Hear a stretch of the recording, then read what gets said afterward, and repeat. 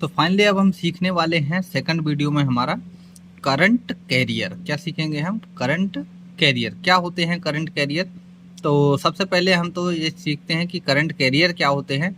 तो जो भी हमारे चार्ज एंटिटीज होती हैं, मीन्स जो भी चार्ज को कैरी करके ले जाएंगे, तो वो क्या होते हैं, कौन होते हैं? वो होते हैं इलेक्ट्रॉन। तो इलेक्ट्रॉन ही लेके जाएंगे चार्ज, यानी कि उन्हीं के अंदर होता है। तो इनको बोलेंगे हम चार्ज एंटिटीज। क्या बोलेंगे? Charge entities. यानी कि ये हमारे जो है करंट को कैरियर है, ये हमको उसको लेके जाएंगे। अब करंट कैरियर में जो है अलग अलग तरीके के जो है कंडक्टर्स वगैरह होते हैं। तो सबसे पहला आता है सॉलिड में, देखते हैं। सॉलिड जो होते हैं गुड कंडक्टर होते हैं। अब कई बच्चे बोलेंगे पत्थर वगैरह, नहीं, ऐसा नहीं है। मेटल्स। कौन? मेटल्स। मेटल्स कैसे होते हैं? देखो, मान लो हमने ये मेटल का एक टुकड़ा लिया, इसके अंदर एटम्स ऐसे अरेंज होंगे। ऑब्वियसली वो हमको दिखते नहीं है क्योंकि बहुत छोटे होते हैं।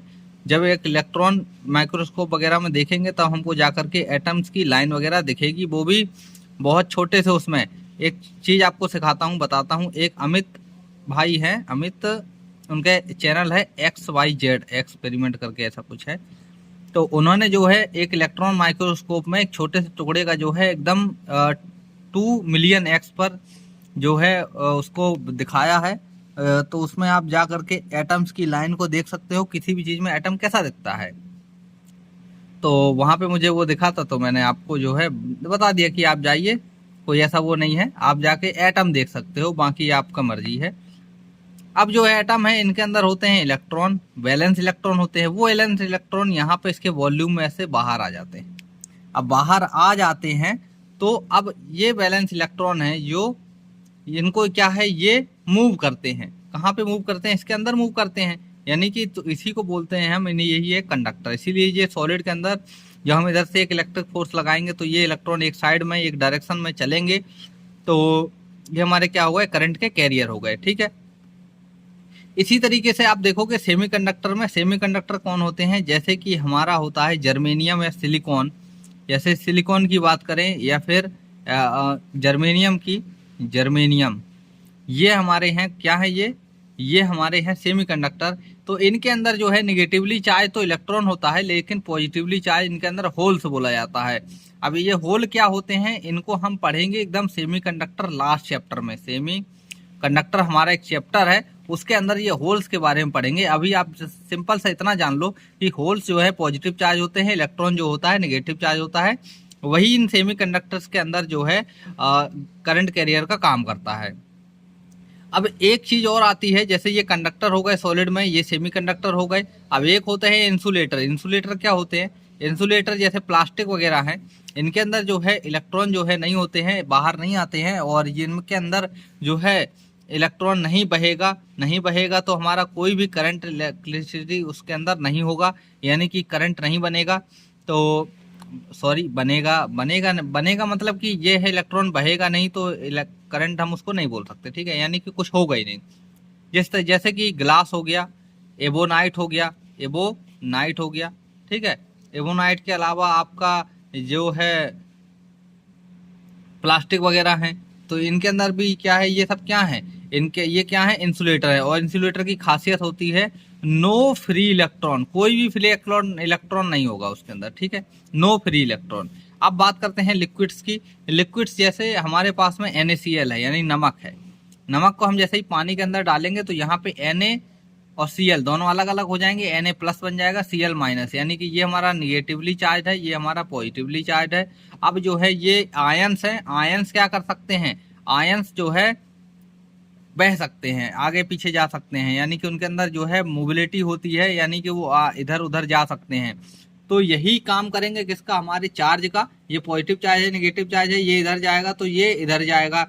तो जब जाएंगे ये, तो इसका मतलब जो है ये हमारे लिक्विड में क्या हो जाएगा, करंट को जो है दौड़ जाएगा। तो यहाँ पर इनको हम क्या बोलेंगे? ये Cl माइनस Na प्लस, ये क्या है?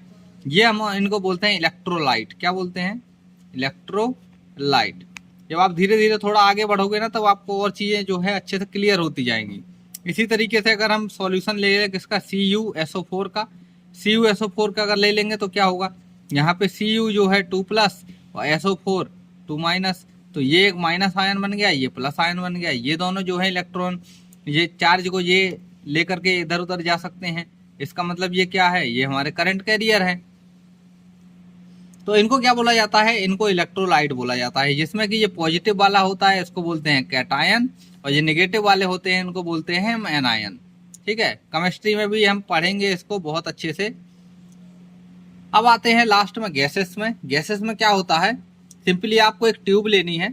आपने ये ट्यूब ले ली, ठीक है। अब इसका जो है प्रेशर जो है बाहर वैक्यूम पंप से बाहर निकाल दीजिए।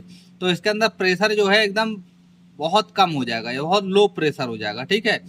अब यहाँ पे आप जो है यहाँ पे एक रॉड लगा दीजिए और इनके अंदर हाई वोल्टेज दे दीजिए। क्या, हाई वोल्टेज, बहुत ज्यादा वोल्टेज।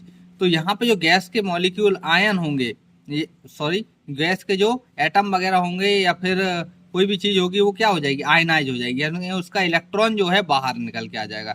अब बाहर निकल के आ जाएगा तो इलेक्ट्रॉन इधर जाएगा और ये पॉजिटिव चार्ज बन जाएंगे या फिर पॉजिटिव आयन बन जाएंगे, वो इधर जाएंगे। तो यहाँ पे जो है चार्ज क्या हो गई, ये आयनाइज हो गए। क्या हो गई, ये आयनाइज हो गई। तो गैस क्या होती है, आयनाइज होती है। कब होती है, हमारे हाई वोल्टेज और लो प्रेशर पर, लो प्रेशर, ठीक है। तो ये चीज आपको याद रखना है, लो प्रेशर और हाई वोल्टेज पर जो हमारी गैस जो है आयनाइज हो जाती है, या फिर हम इस पर एक्सरे बीम डालेंगे तब भी ये हमारी आयनाइज हो जाएगी। तो बिल्कुल इसको याद रखिए, यहाँ पे पॉजिटिव चार्ज और नेगेटिव चार्ज दोनों होते हैं। इसके बाद हम पढ़ेंगे नेक्स्ट टॉपिक इलेक्ट्रोमोटिव फोर्स। क्या पढ़ेंगे, इलेक्ट्रोमोटिव फोर्स। तो ये आपको बिल्कुल अच्छे समझ में आ गया होगा, उम्मीद तो यही है। बाकी कोई भी चीज ना समझ में आई हो तो आप जो है कमेंट कर सकते हैं। मैं कोशिश करूंगा अगली बार में, अगले वीडियो में मैं उसको कवर कर दूं, वहां पे आपको बता दूं एक बार। और मुझसे फिजिक्स सीखने के लिए आप मेरे चैनल को जो है सब्सक्राइब कर सकते हैं और इस प्ले लिस्ट को जो है सेव कर सकते हैं। प्ले लिस्ट नहीं मिल रही है, सिंपली आप डिस्क्रिप्शन में जाओ, वहां पे आपको लिंक मिलेगी प्ले लिस्ट की, उस पर क्लिक करो और आप प्ले लिस्ट को सेव कर लो, जिससे कि जो है आपको बाद में कभी ढूंढो तो आपको आराम से मिल जाए। ठीक है, चलो इसी के साथ चलते हैं हम नेक्स्ट वीडियो पर, इलेक्ट्रोमोटिव फोर्स पर।